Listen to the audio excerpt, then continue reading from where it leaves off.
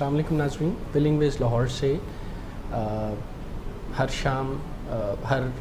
बुध की शाम 5 से 6 बजे के दरमियान हम आपके लिए मूड और मिजाज के मसाइल के रिलेटेड प्रोग्राम लेकर आते हैं। कुछ तारुफ शुरू में हमारे पैनलिस्ट का हो जाए। हमारे प्रोग्राम का फॉर्मेट आज पहले से ज़्यादा इनरिच्ड है।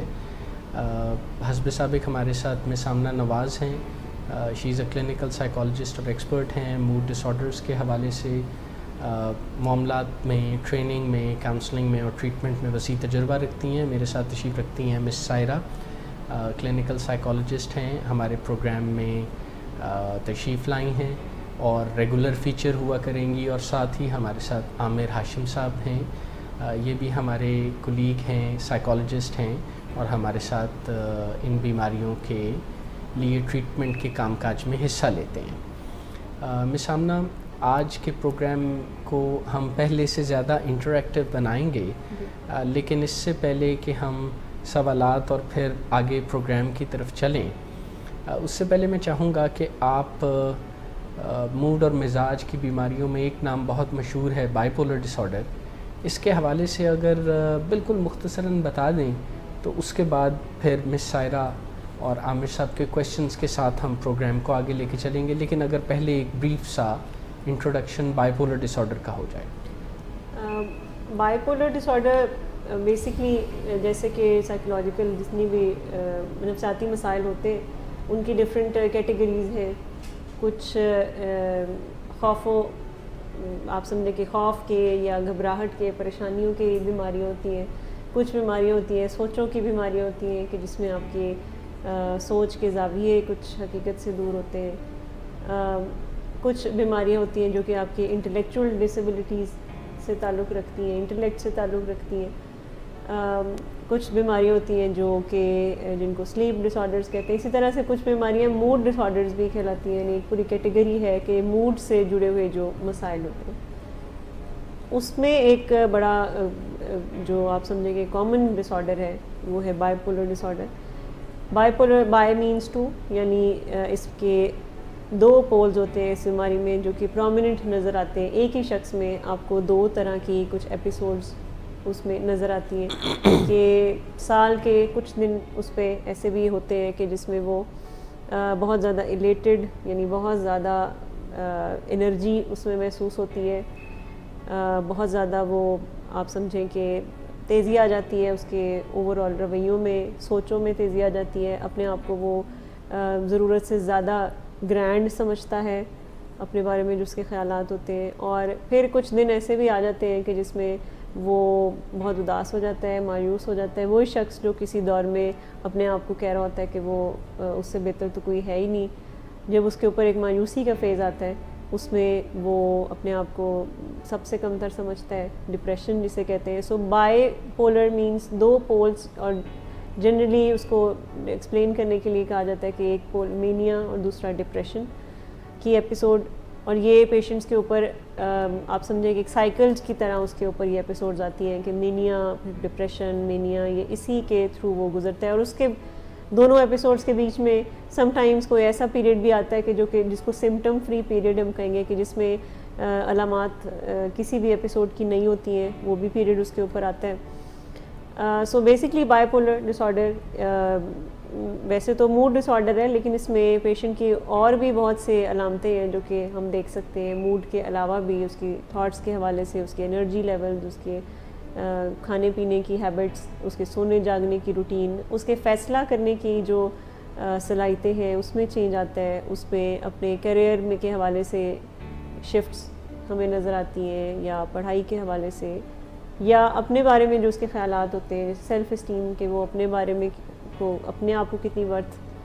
देता है। सो इसमें भी उसकी तब्दीलियाँ आती हैं। सो ये कुछ बाइपोलर डिसऑर्डर के हवाले से बुनियादी बात है। और ये दरअसल मूड और मिजाज के उतार चढ़ाव या एबनॉर्मली उतार चढ़ाव के बारे में इससे मुताल्लिक है। मिस सायरा, आप का क्वेश्चन गालिबन इसके सिम्टम्स के, प्लीज़ गो ऑन आप। अगर मिस, मेरा क्वेश्चन ये है कि बाइपोलर डिसऑर्डर के ऐसे कौन से सिम्टम्स हैं जो कि इजीली घर वाले आइडेंटिफाई कर सके, ताकि उनके फैमिली मेम्बर में अगर कोई बाइपोलर डिसऑर्डर का पेशेंट है तो इजीली जैसे होता है कि आप कोई सिम्टम्स ایک تو اس بارے میں میں یہ بات کرنا چاہوں گی کہ بائی پولر ڈس آرڈر بڑے گریجولی کسی کے اس کے سمٹمس بڑے گریجول ہوتے ہیں, یعنی گھڑی کی سوئیوں کی طرح پیشنٹ کے اندر چینجز آتے ہیں اور ہم بالکل کلیئر کٹ ایک دم سے ہم آئیڈینٹیفائی نہیں کر پاتے, اور فیملی کے لیے یہ بڑا چیلنجنگ ٹاسک بھی ہوتا ہے کیونکہ کئی مہینے کئی سال گزر جاتے ہیں کہ جب پیشنٹ کی بیماری بڑی ہوتی ہے لیکن فیملی کو اس طرح سے محسوس نہیں ہو رہا ہوتا. وہ ہر ایپیسوڈ پہ یہ کہہ رہے ہوتے ہیں کہ شاید ایسے ہی اس کے اوپر ایک فیز آیا تھا, یہ اب سیٹ ہو گیا تھا تو اب یہ ٹھیک ہو گیا, اب یہ بالکل ٹھیک ہے, 1-2 ہفتے کافی اس کے برے گزرے, یہ مایوس ہو گیا, یہ روتا رہا تھا, یہ کمرے میں اکیلا رہا تھا, اب بالکل ٹھیک ہو گئے. سو ایک تو یہ بڑا ہی آپ سمجھیں کہ گریجول پروسیس ہوتا ہے جب یہ آن سیٹ اس کا کسی کے اندر bipolar disorder develop ہو رہا ہوتا ہے. شروع کی کچھ علامتیں اتنی شدت سے نہیں آتی ہیں, اور شروع میں جب کوئی پہلا ایپیسوڈ کسی کے اوپر آتا ہے, چاہے وہ مینیا کا ہو یا ڈپریشن کا ہو, کوئی بھی ایپیسوڈ جب شروع میں آتا ہے تو وہ سم ٹائمز اتنی شدت سے نہیں آتا اور وہ اتنے لمبے دورانیے کا بھی نہیں ہوتا. سو پہلا ایپیسوڈ اگر کسی کو مثال کے طور پر 19 سال کی عمر میں اگر کوئی بہت ڈپریس ہوا ہے, اور ہو سکتا ہے کہ اس کی پیچھے کوئی وجہ ہو, کسی وجہ سے وہ ڈپریس ہوا ہو, سو شروع میں تو فیملی یہی سمجھتی رہتی ہے کہ یہ کسی وجہ سے ڈپریسڈ ہوا ہے اور اس کے بعد کچھ مہینوں بعد ہفتوں بعد ٹھیک ہو گیا ہے, سو اب یہ ٹھیک ہو. لیکن جیسے جیسے وقت گزرتا جائے گا اس کا ایک تو دورانیہ بھی بڑا ہو جائے گا اس کے ایپیسوڈ کا, اس کی ایپیسوڈ کی شدت بھی بہت زیادہ ہوتی جائے گی آہستہ آہستہ. اور اس کو کوئی اس کے بارے میں کہا جاتا ہے بائی پولر ڈس آرڈر کے بارے میں کہ کسی بھی بائی پولر ڈس آرڈر کے پیشنٹ کو آن ایوریج 10 سال لگ جاتے ہیں علاج تک پہنچنے میں, یعنی علاج کی ضرورت محسوس ہونے میں ہی فیملی کو سم ٹائم 10 سال لگ جاتے ہیں, کیونکہ اس سے پہلے فیملی یہی سمجھتی رہتی ہے کہ یہ شاید اس کی کوئی پرسنالٹی کوئی پرابلم ہے اور کسی سو آئیڈینٹیفائی کرنے کی جہاں پہ بات ہے, سو ہم اس میں دیکھ سکتے ہیں کہ پیشنٹ کے اوپر پہلی بات ہے کہ اس کے اوپر کچھ ایپیسوڈز آتے ہیں,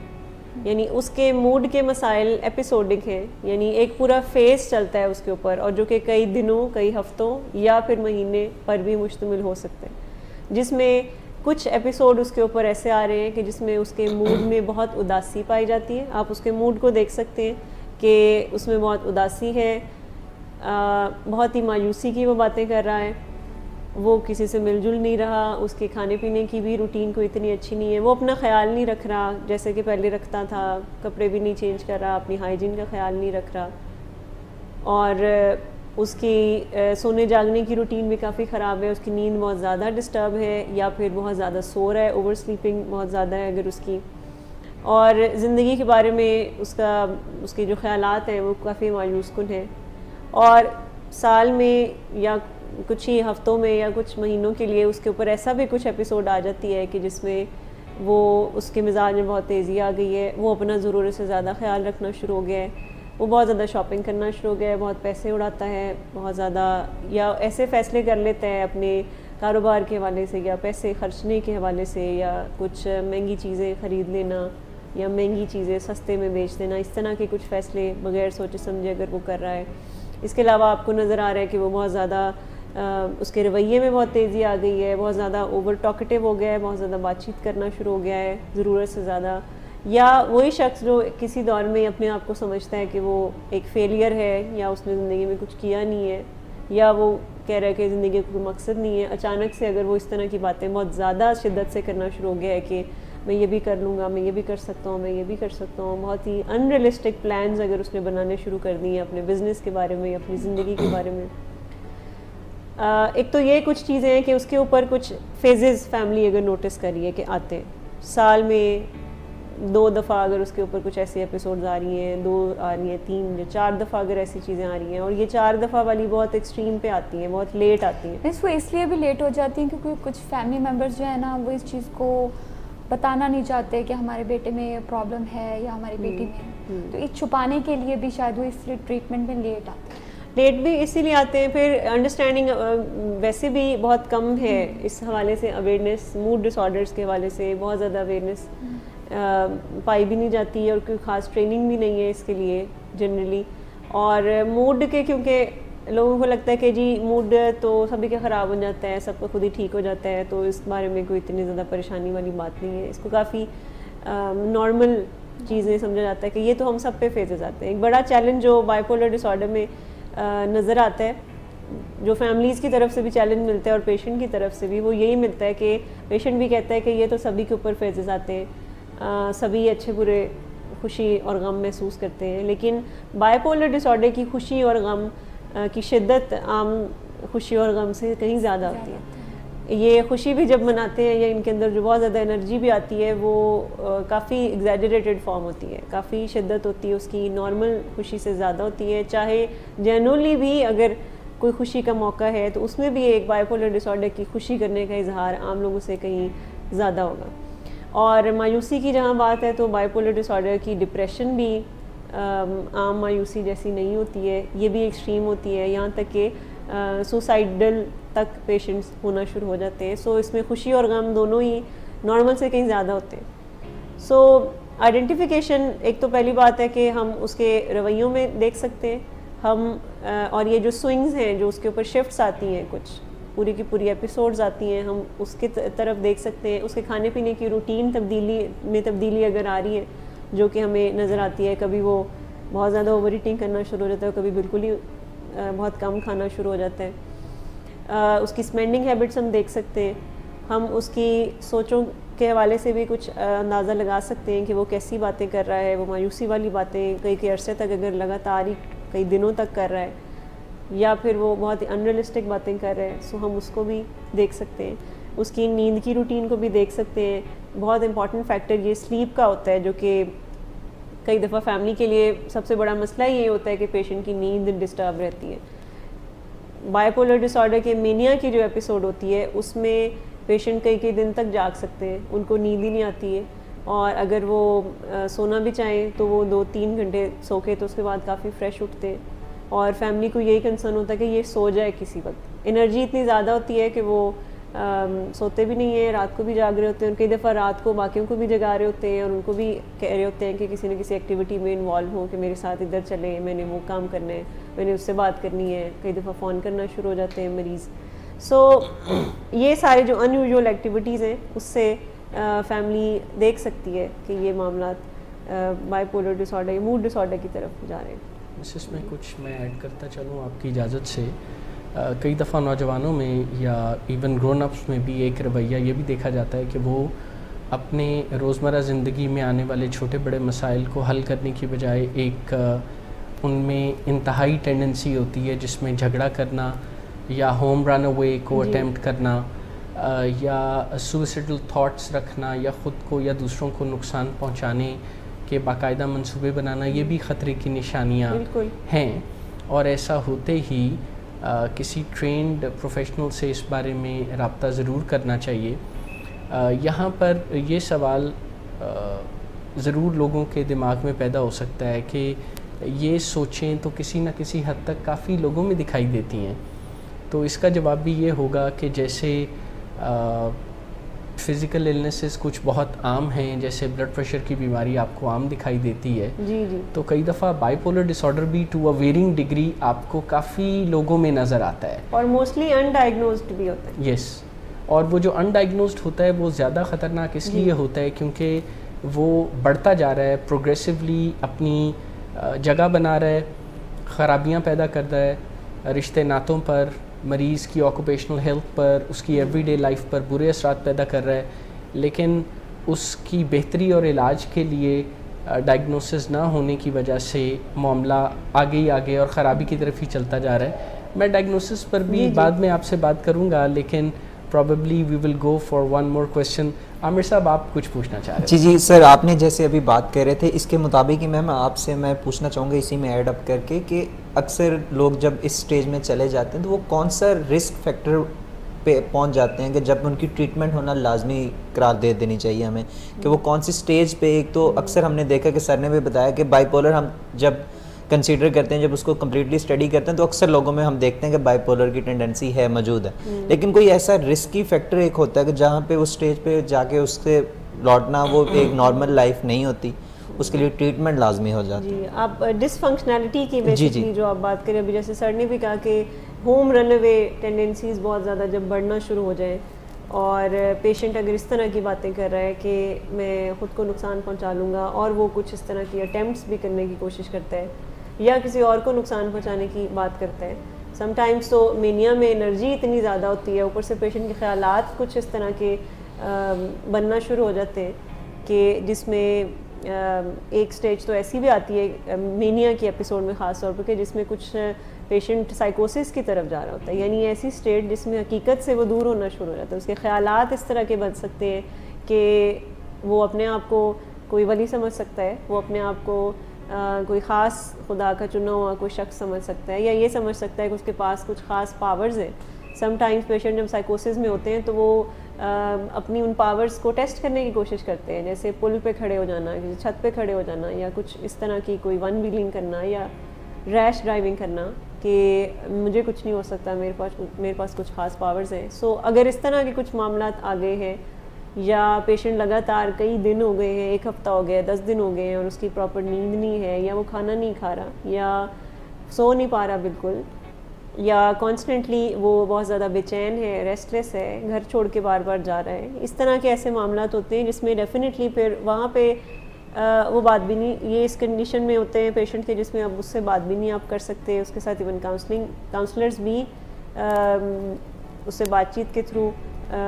اس کو ہیلپ نہیں کر سکتے. تو یہاں پہ پھر ڈیفینیٹلی اس کو میڈیکیشن کی ضرورت ہوگی, اس کو ٹریٹمنٹ پہ لانے کی ضرورت ہوگی. پر یہ فیز کافی لیٹ آتا ہے انفارچونیٹلی, اسی وجہ سے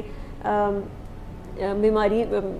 کی وجہ سے علاج میں بھی پیشنٹ کافی لیٹ آتا ہے, کیونکہ شروع کے جو سمٹمز ہیں وہ اس کو نگلیکٹ کرتے ہیں, اور ہمیشہ وہ نیگلیجنس کی وجہ سے ہی پیشنٹ میں یہ سارے معاملات ہوتے ہیں کہ جس میں اتنا رسک بڑھ جاتا ہے کہ آخرکار پھر کوئی کسی بڑے انٹرونشن کی ضرورت پڑ جاتی ہے.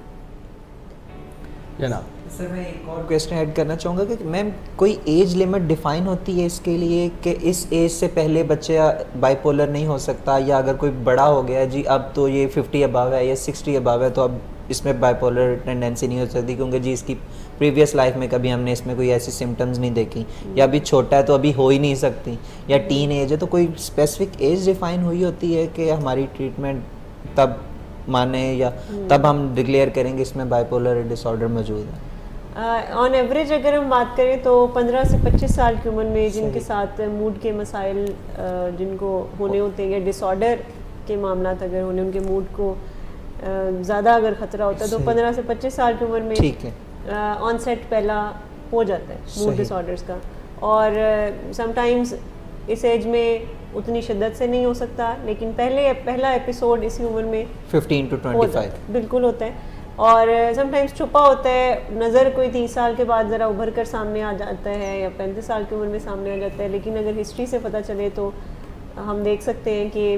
ینگ ایج سے ہی یہ چیزیں نظر آتی ہیں بچوں میں. اور ڈائگنوزز شاید ضروری نہیں ہے کہ 15 سے 25 سال کی عمر میں کسی کو مل جائے, کیونکہ جیسے میں نے کہا کہ علاج میں پیشنٹس دیر تک پہنچتے ہیں کیونکہ وہ اس کی شدت آہستہ آہستہ بڑھتی ہے, اور علاج کی ضرورت شروع میں فیملی کو یا پیشنٹ کو محسوس نہیں ہوتی. لیکن ایج آف آن سیٹ 15 سے 25 سال کے بیچ میں ہی ہے کہ جس میں کوئی سمٹمز نظر آنا شروع ہو جاتے ہیں جو رسک پہ ہوتے ہیں, یہ والی جو ایج ہوتی ہے کہ جس میں اگر کسی کے ساتھ یہ ایشوز ہونے ہیں تو اس کا ایپیسوڈ اسی عمر میں نظر آ جاتا ہے. اس میں ایک چیز میں ایڈ کرتا چلوں, ایج آف آن سیٹ بڑی اہم ہے. 50 کا ورڈ آپ نے یوز کیا, 50-60 ایئرس. ہمیں یہ دیکھنے کا موقع مل رہا ہے اور پڑھنے اور جاننے کا بھی کہ پہلے ایج آف آن سیٹ زیادہ ہوتی تھی, کم عمری میں بائی پولر ڈس آرڈر کا ڈائگنوسس نہیں دیکھنے کو ملتا تھا, لیکن پچھلے 50 ایئرس پرٹیکولرلی لاسٹ 30-25 ایئرس میں ایج آف آن سیٹ کم ہوتی جا رہی ہے. اب ہم لڑکوں لڑکیوں میں لڑکپن میں بھی بائی پولر ڈس آرڈرس کے سمٹم دیکھ رہے ہیں, اور ویسے سمجھانے کے لیے تو ڈفرینٹ ایج گروپس میں بتایا جاتا ہے, لیکن وی بلیو کہ جہاں پر بھی پروفاؤنڈ رسکس جو ہیں وہ نظر آنا شروع ہو جائیں تو پھر مزید انتظار نہ کیا جائے. سو مچ سو کہ یہ بات بھی ڈاکٹرز پر چھوڑ دی جائے کہ وہ اپنا ڈائگنوسس کیا بناتے ہیں. سائیکاٹری میں یہ بھی بہت اہم ہے کہ اس میں اس طرح کا definitive clear cut crystal clear diagnosis نہیں ہوتا جیسے فزیکل النیسز میں ہوتا ہے. اس میں چیزیں بہت اپنی جو کتابوں میں باؤنڈری لائنز ہیں ان کو کراس کرتی ہیں. ایک بیماری کی پریزنٹیشن میں کئی دفعہ آپ کو دوسری بیماری کا کچھ نہ کچھ رنگ نظر آ رہا ہوتا ہے, اور یہ معاملہ جسمانی بیماریوں میں بہرحال نہیں ہوتا. بلڈ پریشر ہوتا ہے تو بلڈ پریشر ہوتا ہے, لیکن ذہن کے اور نفسیات کے مسائل میں اگر موڈ خراب ہے تو کچھ نہ کچھ تھاٹ بھی کچھ نہ کچھ افیکٹ ہو کے خراب ہوتا ہوا نظر آتا ہے. ایسا نہیں ہوتا کہ انگزائٹی بھی نظر آتی ہے, سلیپ کے ڈسٹربنس بھی جو ہے وہ نظر آتی ہے. اس میں بہت سے اوور لیپنگ ایریاز ہیں, یہ گرے ایریاز ہیں. اس میں کوشش کرنی چاہیے کہ ڈائگنوسس کا معاملہ ڈاکٹرز یا سائیکالوجسٹ پر چھوڑ دیا جائے,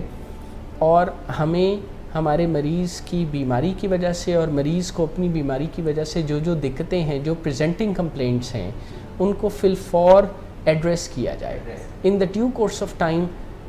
ڈائگنوسس بھی آ جائے گا, اور سائکیٹرک النیسز میں ڈائگنوز بعد میں ریفائن یا ری فارمولیٹ بھی ہوتا رہتا ہے. وہ کوئی ڈیفینیٹیو حرف آخر نہیں ہوتا جو ایک دفعہ ہو کے ختم ہو جائے گا. جی سر, آپ نے بات کی کہ فزیکل جو النس ہوتی ہے وہ ان کا ایک سیپریٹ, لیکن یہ تھاٹس کا جو آپ نے مجھے کنسیپٹ دیا میرا کلیئر ہوا ہے کہ یہ ایک دوسرے سے اوور لیپ کر رہی ہوتی ہیں, کافی حد تک اوور لیپ کر رہی ہیں. تو کیونکہ ایک آرگن ہے نا برین, یہ سارے برین ڈس آرڈرز ہوتے ہیں, اور برین میں جب ایک جگہ پر کوئی کمی کمزوری یا خرابی پیدا ہوتی ہے تو وہ اتنا انٹر کنیکٹڈ ہے کہ اس کے اثرات باقی معاملات پر برین کے دکھائی دینے لگتے ہیں. چیزیں اس طرح سے کمپارٹمنٹلائز نہیں ہیں جس طرح جسم میں ہیں. جیسے کڈنیز کی خرابی میں کڈنیز کی خرابی ہوگی, دل پر پروفاؤنڈ اثر نہیں ہوگا, لیکن دماغ میں, سائیکیٹری میں, سائیکولوجیکل النیسز میں ایک سرے سے معاملہ خراب ہونا شروع ہوتا ہے تو دوسرے ایریاز میں بھی کم لیکن خرابی نظر آنا شروع ہو جاتی ہے. 80 to 90% کامنالٹیز ہی ہوتی ہیں ساری جو سائیکیٹرک النیسز ہوتی ہیں, اس میں کوئی 10% ہی ہم کہہ سکتے ہیں کہ کوئی یونیک مسئلہ ہے جو کہ انہی کا ہی ہے, باقی تو کافی چیزیں سملر ہوتی ہیں. بالکل میرا خیال ہے کہ ایک مڈ پروگرام بریک کا وقت ہو گیا ہے. بریک سے واپسی پر مس آپ کو سوال کا ہم موقع دیں گے, and we'll take our discussion from here. Let us take a short break. کہ محض آپ کے نشہ کرنے یا نہ کرنے کا معاملہ نہیں ہے, یہ ایک بیماری کا معاملہ ہے, اور وہ بیماری آ چکی ہے جس کا ثبوت یہ ہے کہ آپ کو بہت زیادہ نشہ کرنا پڑتا ہے اور پھر بھی اس کا کوئی آپ کی مرضی کا اثر نہیں ہوتا, اور کچھ منفی اثرات بھی آتے ہیں. جیسے شراب کے نشے میں انٹاکسیکیشن ہوتی ہے, اسی طرح دوسرے نشوں میں بھی کچھ ضمنی اثرات آتے ہیں. چرس کے نشے میں اریٹیبلٹی ہوتی ہے, اور بعض اوقات تو ڈیلیوژنز ہونے لگتے ہیں, یعنی ایسے نظریات ذہن میں آنے لگتے ہیں کہ دوسرے لوگ پاگل سمجھنے لگتے ہیں. تو وہ ان ٹاکسنز کی وجہ سے ہوتے ہیں جو نشے کے جسم میں صحیح طرح سے پروسیس نہ ہونے کی وجہ سے سامنے آتے ہیں. سب سے پہلا جو نظریہ ہے وہ یہ ہے کہ مریض کو سمجھ میں آ جائے کہ اس کے جسم میں, یعنی صرف ذہن میں تو نشے کا شوق پل رہا ہے, لیکن جسم میں نشے کی مخالفت ابھر رہی ہے.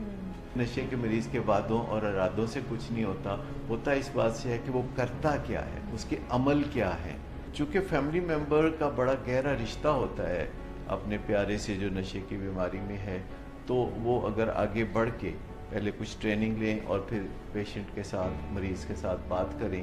مل جل کر بات کریں, احترام سے بات کریں, محبت سے بات کریں, تو بہت جلد مریض کا علاج حاصل کرنے کے لیے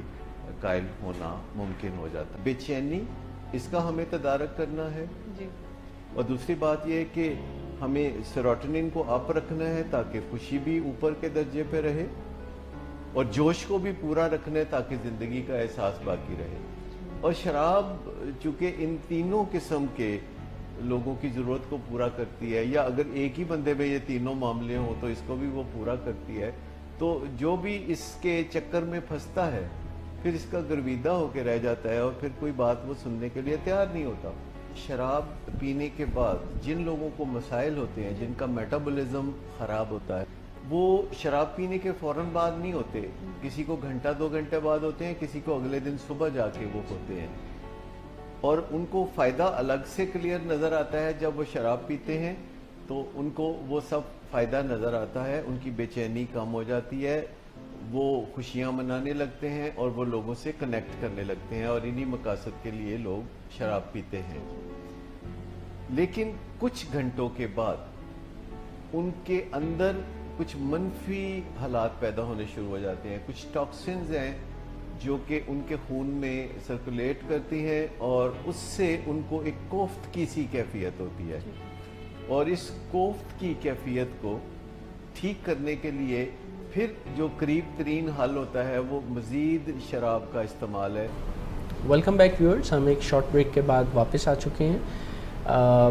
بریک میں جانے سے پہلے ہمارا ایک پروگرام, ہمارا ایک کوشچن معاف کیجیے گا, مکمل ہو گیا تھا, گو کہ اس سلسلے میں مزید بات چیت بھی ہوگی. اور مس سائرہ, آپ کا سوال ابھی آنے ہی والا تھا کہ ہم نے بریک لے لیا, please go on. Thank you. جی مس, میرا یہ کوشچن ہے کہ بائی پولر ڈس آرڈر اور ادر موڈ ریلیٹڈ جو ڈس آرڈرس ہیں, کیا یہ جو ہے یہ کسی ان کا جڑ سے خاتمہ ہو سکتا ہے؟ اچھا, پہلے تو ہم اس کے حوالے سے ٹریٹمنٹ کی اگر ہم بات کر لیں تو بائی پولر ڈس آرڈر یا موڈ ڈس آرڈرز جیسے ڈپریشن ہے یا موڈ سوئنگس کے خالی مسئلے ہیں, یا موڈ ڈس آرڈرس کی بھی ڈفرینٹ ٹائپس ہیں, جیسے سائیکلوتھائمیا ہے, ڈستھائمیا ہے, ڈفرینٹ آگے پہ ٹائپس ہوتی ہیں. سو یہ جتنے بھی معاملات موڈ سے جڑے ہوئے ہیں یا تھاٹ سے جڑے ہوئے ہیں یہ کرونک ہوتے ہیں. سب سے پہلے تو اس کو سمجھنے کی ضرورت ہے کہ یہ دائمی معاملات ہوتے ہیں, اس کو مینج کرنا ہوتا ہے. یہ جڑ سے ختم ہونے والے مسئلے نہیں ہیں. جیسے شوگر کی بیماری ہے, بلڈ پریشر کی بیماری ہے, یہ کرونک ہے. ایک دفعہ اگر کسی کے ساتھ یہ ایشوز ہو گئے ہیں تو پھر ان کو پوری لائف پرہیز کرنا ہے, جو بھی ڈاکٹرز کی ہدایات ہیں اس کو فالو کرنا ہے, اور جب وہ لاپرواہی کریں گے اس میں تو ان کی شوگر یا بلڈ پریشر ڈسٹرب ہوگی. سو موڈ ڈس آرڈرز بھی اسی طرح سے ہیں کہ ان کے ساتھ ہمیشہ لفظ مینجمنٹ کا استعمال ہوتا ہے, موڈ مینجمنٹ کا لفظ استعمال ہوتا ہے. کبھی بھی موڈ ٹریٹمنٹ کا لفظ استعمال نہیں ہوتا. کبھی بھی اینگر کے ساتھ یا ڈپریشن کے ساتھ ہم لفظ یہ استعمال نہیں کریں گے کہ ٹریٹمنٹ ہے. یہ ہمیشہ اس کے ساتھ مینجمنٹ کا لفظ استعمال ہوتا ہے کہ یہ مینیجیبل بیماری ہے, یہ کیوریبل نہیں ہے, لیکن مینجمنٹ بہت اچھی سیکھ سکتے ہیں, پیشنٹ کو ہم سکھا سکتے ہیں. اور ویسے بھی زندگی کے بہت سے, زندگی اٹ سیلف مینیجیبل ہی ہے, اس کے مسئلے کیوریبل نہیں ہوتے. اور جو management bipolar disorder کی ہے یا جو مینجمنٹ باقی موڈ ڈس آرڈرس کی ہے, دوائیوں کے علاوہ باقی جتنی بھی چیزیں موڈ ڈس آرڈرس کے پیشنٹس کو بتائی جاتی ہیں وہ عام لوگوں کو بھی کرنی چاہیے. اور اگر عام لوگ بھی وہ سارے کام اگر کر رہے ہوں سو ان کو کبھی موڈ ڈس آرڈر کا سامنا نہ ہو. اور اگر ان کو موڈ ڈس آرڈر ہو گیا ہے اور وہی تمام چیزیں ہم ان کو بتا دیں تو ان کے موڈ میں ڈسٹربنسز نہ ہوں. سو علاج کی جب اگر ہم بات کرتے ہیں تو اس میں ایک پہلو ہے میڈیکیشن کا, لیکن میڈیکیشن کے علاوہ بہت سے پہلو ہیں جو پیشنٹ کو ہم سکھاتے ہیں. لائف سٹائل چینج کے بارے میں سکھاتے ہیں, ریلیشن شپ مینجمنٹ سکھاتے ہیں, اپنی ہیبٹس کے اوپر کام کرنا سکھاتے ہیں, اچھی عادتیں کیسے ڈیولپ کرنی ہے, یا ایڈکشنز بہت ساری جو ڈیولپ ہو جاتی ہیں اس سے کیسے بچنا ہے. سو یہ ساری چیزیں ان کو سکھائی جاتی ہیں. یعنی ان کی صرف موڈ کے اوپر, اگر ہم کہتے ہیں نا کہ موڈ کو ٹھیک کرنا ہے تو پھر صرف موڈ کو ٹھیک کرنے کے لیے موڈ کے اوپر کام نہیں کرنا ہوگا, پھر اس میں بہت ساری اور چیزیں, اس میں تھاٹس کے اوپر کام کرنا ہے, اس کے اوپر ہمیں انوائرمنٹ کے اوپر کام کرنا ہوتا ہے, اس میں اپنے فزیکل سمٹمس کے اوپر کام کرنے کی ضرورت ہوتی ہے, جیسے نیند, بھوک, پیاس, یہ ساری چیزیں دیکھنے کی ضرورت ہے. آرام کا خیال رکھنا, ہم کیا کچھ کھانا پینے میں کیا کھا رہے ہیں, کس طرح کی ڈائٹ لے رہے ہیں, اس کے اوپر دیکھنے کی ضرورت ہوتی ہے. اس میں ہمیں اپنے بیہیویئرس پر کام کرنے کی ضرورت ہے کہ ہم ورزش کرتے ہیں کہ نہیں کرتے, ہم کس طرح کے لوگوں میں اٹھ بیٹھ رہے ہیں, ہم لوگوں سے ملتے بھی ہیں کہ نہیں ملتے, ہم کیسی کتابیں پڑھتے ہیں, ہم کس طرح کی, ہم ٹیلی ویژن میں کس طرح کے پروگرامز دیکھتے ہیں. تو یہ ساری چیزیں پھر ہمیں سکھانی ہوتی ہے پیشنٹس کو. لیکن جڑ سے جو ختم ہونے والا معاملہ ہے وہ انفارچونیٹلی ایسا کوئی لفظ اس کے ساتھ ہم جوڑتے نہیں ہیں کہ یہ کیوریبل ہے, کیور نہیں ہے. ہاں یہ ٹریٹیبل ضرور ہے, یعنی ان کا علاج موجود ہے ان پرابلمس کا, بٹ یہ کیوریبل نہیں, بٹ مینیجیبل ہے. اور آج کی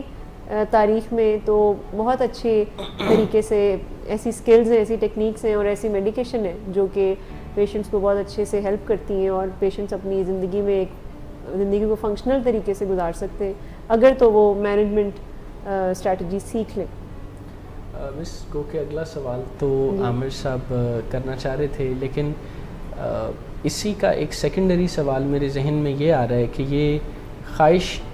مریض کے دل میں اور اس کے فیملی ممبرس کے دل میں بہت زیادہ اور پروفاؤنڈ ہوتی ہے، اور یہ بات انہیں چین نہیں لینے دیتی. وہ سم ہاؤ کسی نہ کسی شکل میں اس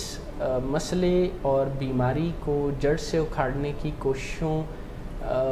کی کم از کم سوچ تو ضرور رکھتے ہیں. جب وہ سوچ رکھتے ہیں تو کہیں نہ کہیں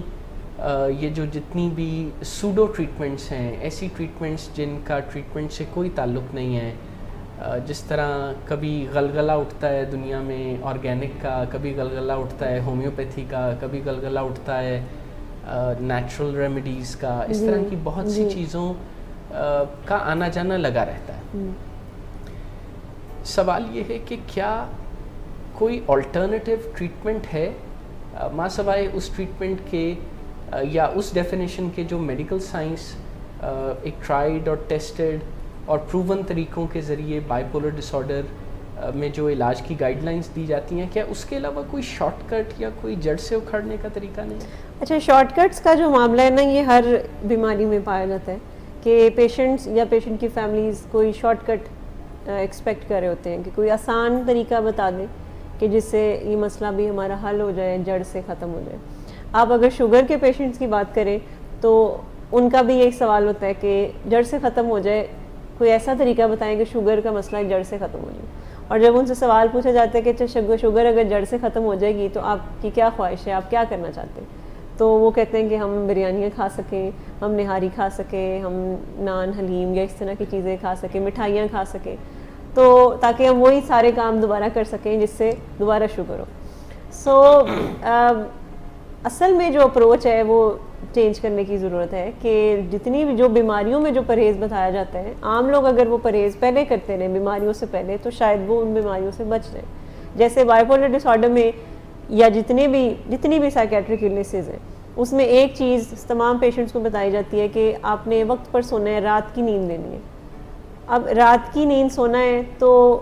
یہ تو میرے خیال سے سبھی کو کرنا چاہیے. یہ کوئی ایسی چیز نہیں ہے کہ کسی کو کرنی چاہیے اور کسی کو نہیں کرنی چاہیے. جیسے ہم کہتے ہیں جی واک کرنی ہے، یہ سائیکیٹرک النیسز میں ہم سجیسٹ کرتے ہیں کہ آپ نے اپنی ڈیلی روٹین میں واک کرنی ہے. ڈائبٹیز میں بھی واک کا، ہر بیماری میں واک کا کہا جاتا ہے. سو یہ سب کو کرنا چاہیے. مریضوں کے لیے اور بھی زیادہ ضروری ہے جی، ویسے تو سب کے لیے اور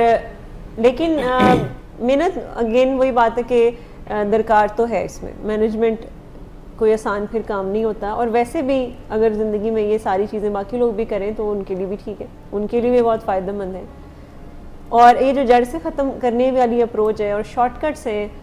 وہ پھر کبھی بھی فائدہ مند نہیں ہوتے. یہ جگاڑ جو ہم تلاش کرتے ہیں اس میں پھر اکثر بگاڑ پیدا ہوتا ہے بعد میں آگے چل کر. ابھی کے لیے کوئی عارضی سے سلوشن جب ہم مانگتے ہیں اور سم ٹائمز ہم یہ شارٹ کٹس کی تلاش میں ایسے رسک کئی دفعہ پیشنٹس لے لیتے ہیں، ایون فیملیز لے لیتی ہیں، اور کچھ نہیں تو کسی بھی تعویذ دھاگے کروانا یا اس طرح کی چیزوں میں بھی انوالو ہو جاتی ہیں کہ اس سے شاید حالات ٹھیک ہو جائیں گے. کوئی شارٹ کٹ،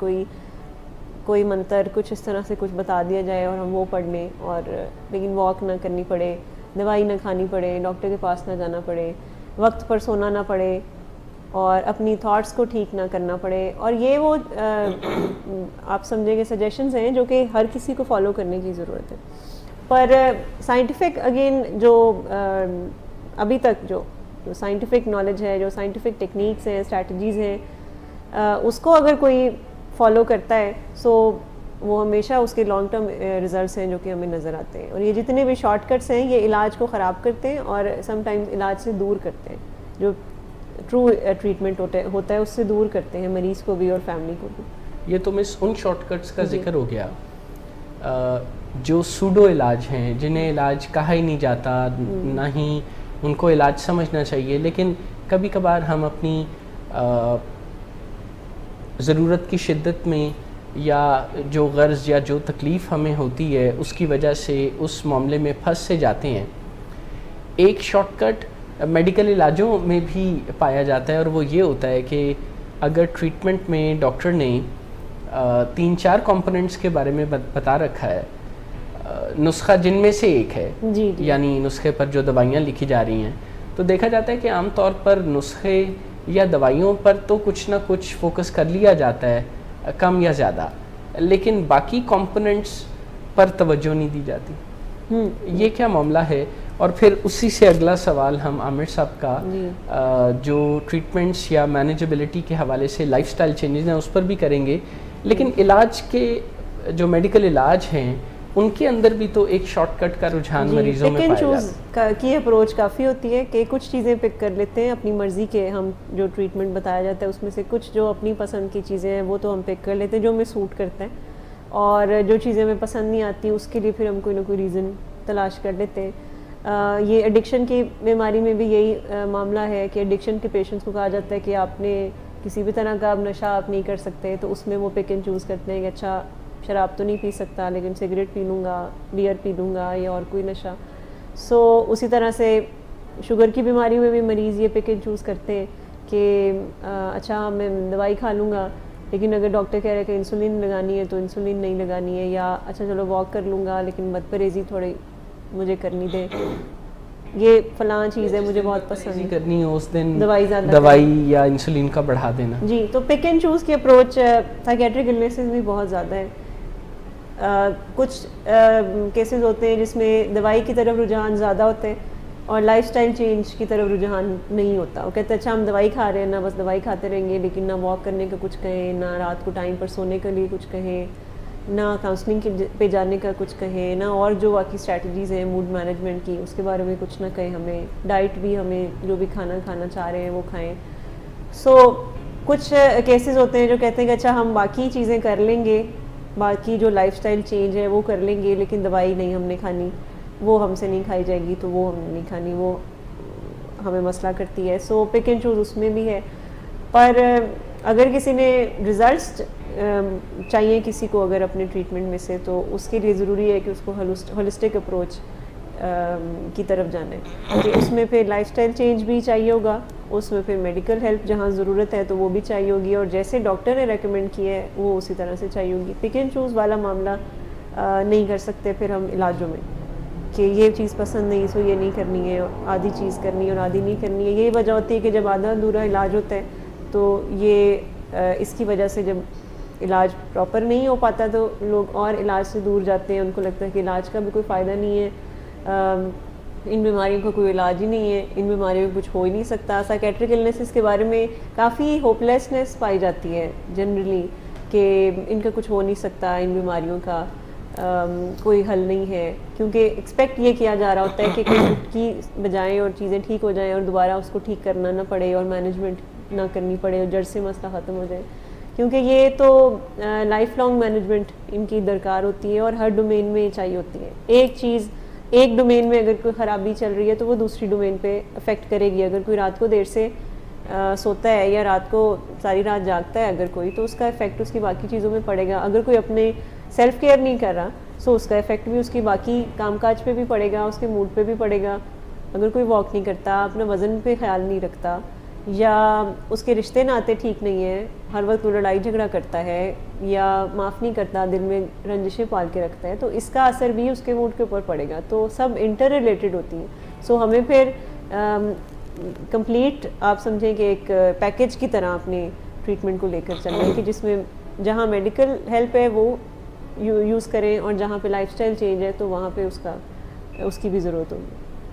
آپ نے کمپلیٹ ایک ٹریٹمنٹ اور ایک لائف سٹائل کی بات کی, تو کیا اس میں کوئی ڈائٹ پلان بھی ہمارا ہوتا ہے کہ جس کو ہمیں مینٹین رکھنا چاہیے کہ اگر بائی پولر ڈس آرڈر کسی میں ہے تو اس کو اپنی ڈائٹ میں یہ چیزیں لینی چاہیے اور یہ چیزوں سے پرہیز کرنا چاہیے؟ جی, موڈ اور فوڈ کا کنیکشن اب بہت زیادہ پوری دنیا میں اب اس پہ کافی بات ہو رہی ہے, موڈ اور فوڈ کنیکشن کی, کہ اس کا بہت گہرا تعلق ہے ہمارے کھانے پینے کا ہمارے موڈ کے اوپر. ایون ہماری سلیپ نیند کے جو اوقات ہیں اس کے اوپر, ہماری اندر یہ جو ریسٹ لیسنس بے-چینی گھبراہٹ ہوتی ہے اس کے اوپر ہمارے کھانے پینے کا بہت بڑا اثر ہے. جیسے کہ اگر ہماری ڈائٹ میں کیفین بہت زیادہ ہے, چائے کافی بہت زیادہ ہم استعمال کرتے ہیں, یا میٹھی چیزیں ہم بہت زیادہ کھاتے ہیں, یا کھانے پینے میں جنک فوڈ بہت زیادہ ہے, یا میدے والی چیزیں بہت زیادہ ہیں, اس طرح کی چیزیں باہر کے کھانے بہت زیادہ ہیں, اور جو آپ سمجھیں کہ جو نیچرل چیزیں ان سے دور ہیں, وہ کھانے اگر کم ہیں, جیسے سبزیاں یا فروٹ ہے وہ اگر کم ہے, دالیں کم ہیں, اس طرح کی چیزیں اگر کم ہیں, اور ہم ریفائنڈ چیزیں زیادہ کھا رہے ہیں, تو اس کا ہمارے موڈ کے اوپر بہت ہی برا اثر پڑے گا. اور یہی وجہ ہے کہ آپ دیکھیں کہ آج کل جتنی بھی ینگ ایج میں بھی, آپ اگر چھوٹے بچوں کو بھی دیکھ لیں, سو وہ بھی اگر بہت زیادہ چپس بسکٹ اور اس طرح کی چیزوں کو استعمال کرتے ہیں تو ان کے موڈ میں آپ کو بے چینی نظر آئے گی, بہت زیادہ ہائپر نظر آئیں گے, ان کی نیند کے بھی آپ کو پیٹرن کو ڈسٹرب نظر آئیں گے. سو جہاں ہم لائف اسٹائل چینج کی بات کرتے ہیں تو اس میں ڈیفینیٹلی ڈائٹ کا ایک بہت اہم رول ہے, اور پھر کتنی کوانٹٹی میں کھاتے ہیں یہ بھی بہت اہم ہے, کیونکہ سم ٹائمز پیشنٹس اپنی طرف سے چاہے وہ ہیلدی فوڈ ہی کھا رہے ہوتے ہیں لیکن اس کی کوانٹٹی میں کئی دفعہ وہ احتیاط نہیں رکھتے, جیسے دودھ بہت زیادہ پینا, یہ بھی بہت دیکھا ہے کہ موڈ ڈس آرڈرز بڑا کامن ہے کہ دودھ بہت زیادہ پینا, یا چائے کافی کا بہت زیادہ استعمال کرنا, یا اگر فروٹ بھی کھانے ہیں تو پھر بہت زیادہ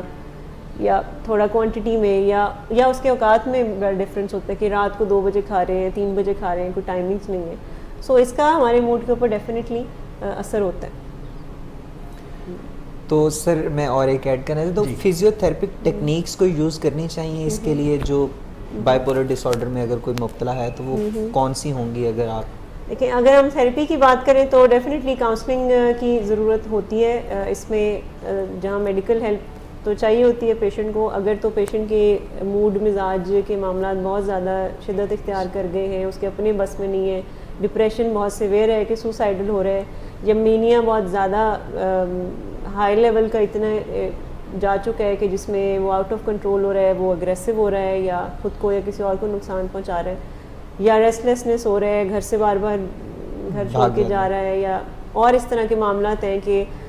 شاپنگ ڈھیر ساری کر رہا ہے, پیسے ضائع کر رہا ہے, تو وہاں پہ ڈیفینیٹلی اس کو میڈیکل ہیلپ کی ضرورت ہے. لیکن کاؤنسلنگ ایک ایسی چیز ہے, تھیراپی ایک ایسی چیز ہے کہ جو کہ اس کو پھر مینجمنٹ سکھائے گی. اصل میں میڈیکیشن کا رول 51% ہوتا ہے موڈ ڈس آرڈرز میں, اور تھیراپی کا رول آپ سمجھیں کہ 49% ہوتا ہے, لیکن ڈیفینیٹلی ہوتا ہے. اور کاؤنسلنگ کے تھرو ہی, تھیراپی کے تھرو ہی ہم پیشنٹ کو پھر ایجوکیٹ کرتے ہیں کہ اس کو لائف اسٹائل کو کیسے چینج کرنا ہے. پھر عادتیں بنانا بھی بڑا مشکل ہوتا ہے, سو اس کے بارے میں بھی پیشنٹ کو ایجوکیٹ کرنا ہوتا ہے. اسٹریس مینجمنٹ ٹیکنیکس ہیں جو کہ پیشنٹس کو سکھانی بہت ضروری ہے, کیونکہ موڈ ڈس آرڈرز میں اسٹریس بہت بڑا ٹریگر ہوتا ہے. بالکل, کہ جیسے ہی اسٹریس لیول بڑھتا ہے تو پیشنٹس کے موڈ کے بھی معاملات خراب ہوتے ہیں, اور بائی پولر میں تو باقاعدہ پیشنٹس کے کوئی نہ کوئی ایپیسوڈ ٹریگر ہو جاتا ہے خالی اسٹریس کی وجہ سے. سو پیشنٹ کو اسٹریس مینجمنٹ اسکل سکھانی ضروری ہے. اینگر مینجمنٹ کی اسکلز ہیں جو کہ پیشنٹ کو سکھانی بہت ضروری ہوتی ہیں, کیونکہ اس کا تعلق بھی کہیں نہ کہیں اسٹریس سے ہوتا ہے, کیونکہ ان کی کوپنگ اتنی اچھی نہیں ہوتی ہے, وہ بڑی جلدی فلیئرڈ اپ ہو جاتے ہیں. سو ڈیفینیٹلی تھیراپی کا اس میں تعلق ہوتا ہے موڈ مینجمنٹ میں جب ہم بات کرتے ہیں. تو عام طور پر بائی پولر ڈس آرڈر کو ذہین لوگوں کی بیماری کہا جاتا ہے, جن کا دماغ باقی لوگوں سے زیادہ اچھا, بہتر اور سپر سونک سپیڈ سے چلتا ہے. کچھ لوگوں میں بائی پولر کی طرف جرنی سے پہلے ہی اس طرح کے معاملات دیکھے جاتے ہیں کہ وہ ذہنی طور پر بہت ساؤنڈ ہوتے ہیں, وہ کم پڑھ کر بھی زیادہ اچھا رزلٹ جو ہے وہ کریٹ کر ڈالتے ہیں, اچھے مارکس لے لیتے ہیں. بائی پولر ہو جانے کے بعد تو پھر علاج ہوگا ہی جی, اس کے بغیر تو کوئی چارہ نہیں. لیکن کیا کچھ ایسی لائف سٹائل چینجز کسی کو بتائی جا سکتی ہیں یا سکھائی جا سکتی ہیں جس سے اگر اس کے اندر ذہانت زیادہ ہے, جو کہ ایک بڑا کامن لنک ہے بائی پولر زندگی میں آگے جا کے ہوگا, اس کا ایک پریکرسر اسے سمجھا جاتا ہے, تو کیا ایسی لائف سٹائل چینجز یا ایسی سیلف کیئر یا ویل بینگ کو ہینڈل کرنا سکھایا جا سکتا ہے جس سے یا تو بائی پولر ڈس آرڈر کا سامنا ہی نہ کرنا پڑے, اور اگر ہو بھی تو وہ اتنا معمولی ہو کہ اس سے زندگی پر برا اثر نہ پڑے؟ پہلی بات تو ہم ڈائگنوزز پہ اگر کریں تو بائی پولر ڈس آرڈر ایک ڈائگنوزز ہے, لیکن اگین ڈائگنوزز کا انتظار نہیں کرنا ہوتا کہ ڈائگنوزز ہوگا تو پھر ہم کچھ کریں گے, یا جب تک ڈائگنوزز نہیں ملا یا ہمیں کچھ کہا ہی نہیں ہے تو اگر موڈ کے مسائل ہیں بھی تو خیر ہے. بائی پولر ڈس آرڈر کی جتنی میں نے تھوڑی دیر پہلے بھی بات کی تھی کہ اس کی جتنی بھی مینجمنٹ ٹیکنیکس ہیں وہ ساری عام لوگوں کو بھی اگر فالو کریں تو ان کے لیے بھی کافی آسانی ہوگی. اور جیسے آپ نے کہا کہ یہ بہت زیادہ یہ ذہین لوگوں کی بیماری سمجھا جاتا ہے, اور بائی پولر آپ سمجھیں کہ ایک کانسیپٹ ہے جسے کہتے ہیں بائی پولر ان آرڈر اور ایک ہے بائی پولر ڈس آرڈر. اور جتنے بھی کامیاب لوگ ہیں, جتنے بھی بہت زیادہ انٹیلیجنٹ اور ذہین لوگ ہیں اور فنکشنل ہیں اور بہت بڑے بڑے اگر کام کر رہے ہیں تو ڈیفینیٹلی ان آرڈر میں وہ ہے. ذہانت ہے جس کو انہوں نے آرڈر میں چلایا ہوا ہے, انہوں نے اپنی ذہانت کو چینلائز کیا ہوا ہے. اور اگر تو ہم اس کا صحیح سے استعمال نہیں کریں گے اپنی ذہانت کو اور اس کو صحیح سے چینلائز نہیں کریں گے سو ڈیفینیٹلی وہ ڈس آرڈر, جیسے آپ نے ابھی مثال دی کہ ینگ ایج میں بچے ٹین ایجرز اکثر بہت ذہین ہوتے ہیں تو وہ اوور کانفیڈنس کی وجہ سے وہ کہتے ہیں میں سارا سال نہیں پڑھوں گا اور میں ایک رات جا کے تو میں بڑے اچھے مارکس لے لیتا ہوں. اور یہی لاپرواہیاں اگر وہ اور چیزوں میں بھی کرتے رہے اوور کانفیڈنس کی وجہ سے, سو ان کی ذہانت کو ٹھیک سے چینلائز جب نہ کیا جائے تو وہ ڈس آرڈر میں چلی جائے. سو جو سمجھنے والی بات ہے وہ یہ کہ یہ جو کچھ لائف سکلز ہیں جو کہ سب کو سیکھنے کی ضرورت ہے, جو کہ بائی پولر پیشنٹس کو تو لازمی سیکھنے کی ضرورت ہے, لیکن عام لوگ بھی اگر وہ سیکھ جائیں تو کبھی وہ جو بائی پولر ڈس آرڈر والی اسٹیٹ ہے اس میں نہیں جائیں گے. اس میں پہلی چیز ہے کہ اپنے لائف سٹائل کے اوپر نظر دوڑائیں کہ لائف سٹائل کیسا ہے, کیا واک اینڈ ایکسرسائز زندگی میں ہے یا نہیں ہے, کیا نیند کا خیال رکھا جا رہا ہے, اس کے اوپر توجہ دی جا رہی ہے کہ وہ کتنے گھنٹے دن میں سوتے ہیں, رات کی کتنی نیند لیتے ہیں اور اس کے بارے میں کتنے سیریس ہیں کہ ان کو اپنی نیند پوری کرنی ہے. کیا ان کے جو اسکرین کا استعمال ہے وہ کتنے, موبائل یوزیج ہو گیا, کمپیوٹر اسکرینز ہوں گی, ٹیلی ویژن کا ہو گیا, لیپ ٹاپس ہو گئے, اسکرین کا استعمال کتنا ہے, کیسی وہ ان گیجٹس کا استعمال کرتے ہیں, ویڈیو گیمنگ کتنی کھیلتے ہیں, اس طرح کی کہ کوئی ایڈکشن تو نہیں, ان کی ڈائٹ کیسی ہے, اس چیز کو دیکھنے کی ضرورت ہے. کیا کھانے پینے کو وہ ایک میڈیسن کے طریقے سے تو نہیں استعمال کرتے کہ ابھی میں بور ہو رہا ہوں تو میں کھانا کھا لوں, ابھی میں تھکا ہوں تو کھانا کھا لوں, ابھی نیند نہیں آ رہی رات کو تو میں کھانا کھا لوں. کیا وہ اس طرح سے کھانے کو استعمال کرتے ہیں یا موڈ کو اچھا کرنے کے لیے کھانا کھاتے ہیں جیسے چائے کافی کا استعمال. سو یہ ساری چیزیں لائف سٹائل میں آتی ہیں تو اس کو دیکھنے کی ضرورت ہے. اس کے علاوہ اپنے ریلیشن شپس کے اوپر کام کرتے رہنا یہ بہت ہیلپ فل ہے کیونکہ, اور اس کے لیے اگین اسکلس بھی درکار ہوتی ہیں کہ بات چیت کے انداز سیکھنے ہوتے ہیں, اسرٹیونیس سیکھنی ہوتی ہے کہ کس طرح سے ہم رسپیکٹ فل وے میں اپنی اوپینین کو بھی ایکسپریس کریں اور دوسرے کی اوپینین کو بھی سنیں. سو ریلیشن شپ مینجمنٹ کی جو اسکلز ہیں وہ سیکھنے کی ضرورت ہے. پھر لائف میں آپ کتنے آرگنائزڈ ہیں, ڈسپلن ہے کہ نہیں, گھڑی کیلنڈر کے مطابق چل رہے ہیں یا بائی ڈیفالٹ زندگی گزار رہے ہیں, گو ود دا فلو کی اپروچ ہے یا بائی ڈیزائن زندگی گزار رہے ہیں. سو اس حوالے سے بھی دیکھنے کی ضرورت ہے. پلاننگ گول سیٹنگ کتنی ہے لائف میں تو اس کو دیکھنے کی ضرورت ہے. پھر موڈ آلٹرنگ سبسٹنسز کا استعمال ہے یہ نہیں ہے, سگریٹ پینا, شیشے کا استعمال کرنا یا بیئر یا آگے الکوہول یا ہیش یا اس طرح کی چیزیں اگر زندگی میں شامل ہیں تو یہ چیزیں بھی ٹریگر بنتی ہیں ہمارے موڈ ڈس آرڈرز کے لیے. اور کیونکہ موڈ ڈس آرڈرز جینیٹک ہوتے ہیں, 80% رول جینز کا ہوتا ہے. سو اور اگر ہم اپنے لائف سٹائل کا بھی خیال نہ رکھیں اور ڈرگس کا بھی استعمال اگر چل رہا ہے اور لڑائی جھگڑے بھی زندگی میں ہیں اور اسٹریس بہت زیادہ اگر زندگی میں ہے, سو اس کے لیے پھر